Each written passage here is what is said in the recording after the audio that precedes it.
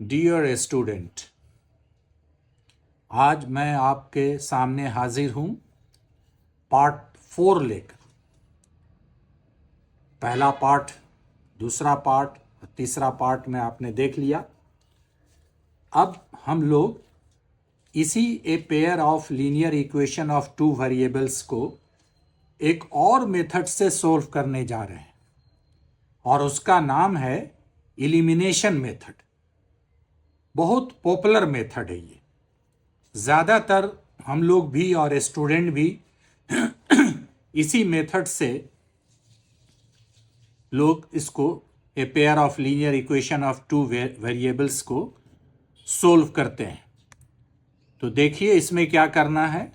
Elimination method,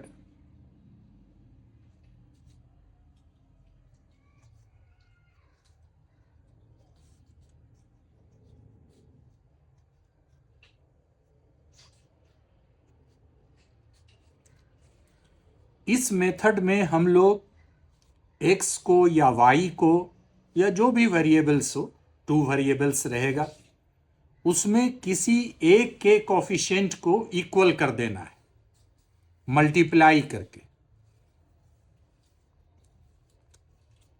जैसे एक example हम लेते हैं,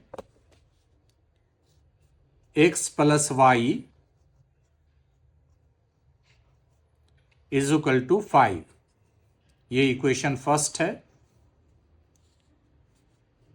और 2x minus 3y is equal to 4।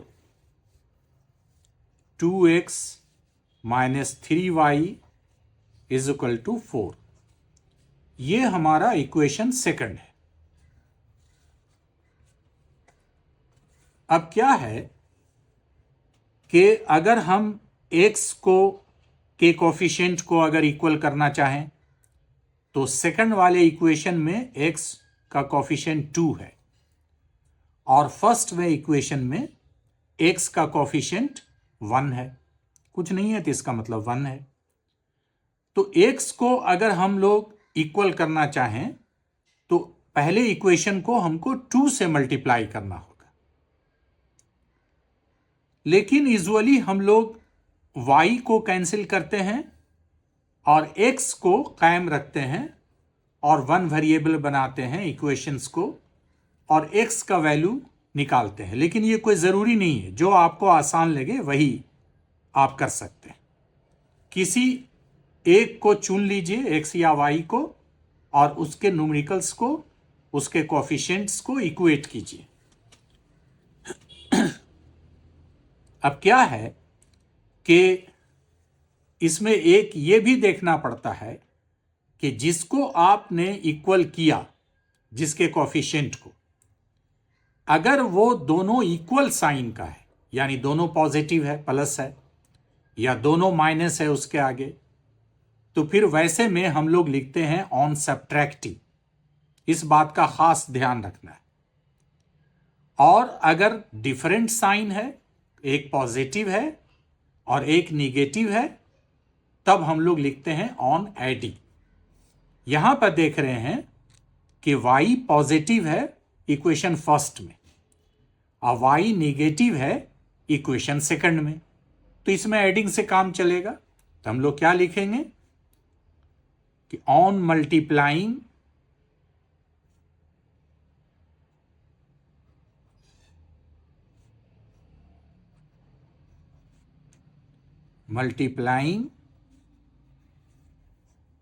Equation first by 3। चूंकि सेकंड में y का कोफिशिएंट 3 है, इसलिए उसको अगर हम लोग इक्वेशन फर्स्ट को अगर 3 से मल्टीप्लाई करते हैं तो 3y आ जाएगा।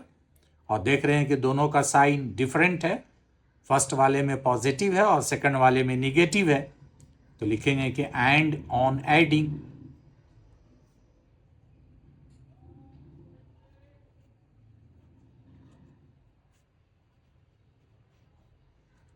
अब पहले वाले को आप 3 से मल्टीप्लाई कर करके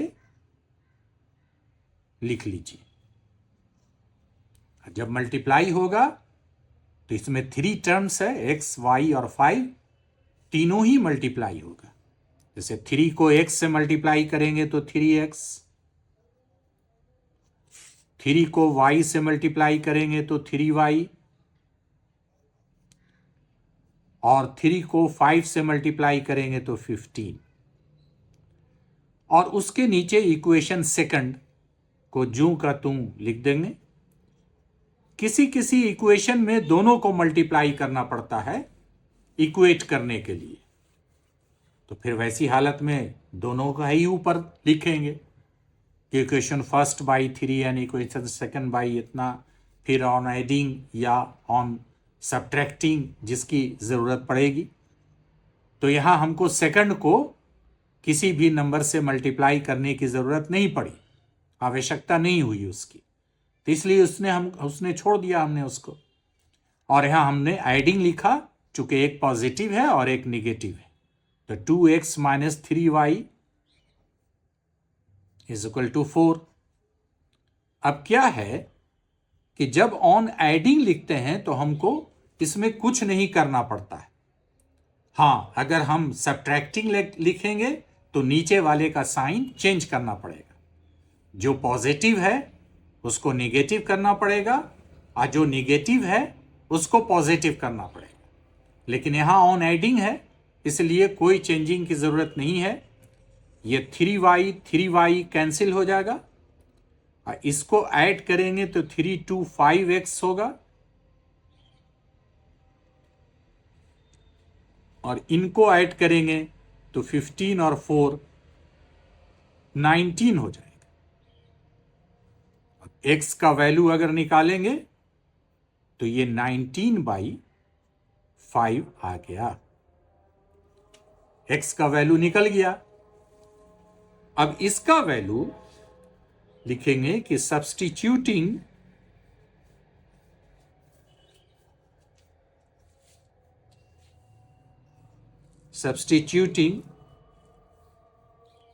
the value of x in equation first, इसलिए कि फर्स्ट वाला इक्वेशन में न्यूमेरिकल वैल्यू बहुत कम है, तो हम लोग उसी को लेते हैं कि जिसमें हमको ज़्यादा मल्टीप्लाई और ये वो डिवीज़न न करना पड़े। तो x का वैल्यू अगर हम लोग 19/5 इक्वेशन फर्स्ट में रख देते हैं तो हमको मिलता है 19/5 और plus y is equal to 5। तो y इज इक्वल टू आ जाएगा 5 माइनस 19/5।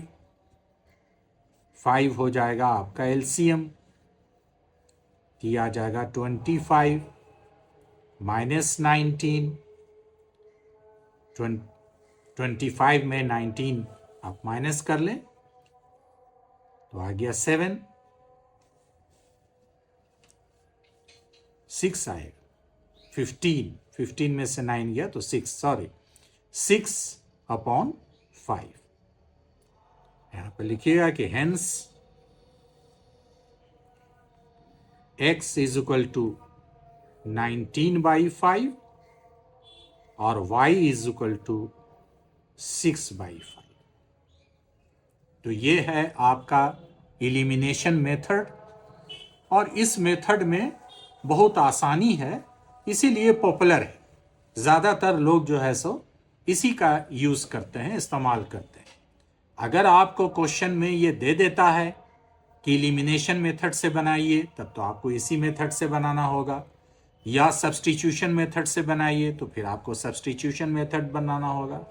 और अगर वो सिर्फ लिखता है कि solve for x and y, तो यू आर फ्री कि आप किसी मेथड को अडॉप्ट कर सकते हैं, किसी मेथड से भी आप इसको सोल्व कर सकते हैं।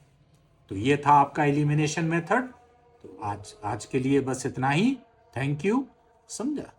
ठीक है, नेक्स्ट इसमें हम लोग मिलेंगे और उसमें हम समझाएंगे कि किस तरह से हम लोग वर्ड प्रॉब्लम को, जो a pair of linear equation in 2 variables में मिलता है, कैसे सोल्व करते हैं। ठीक।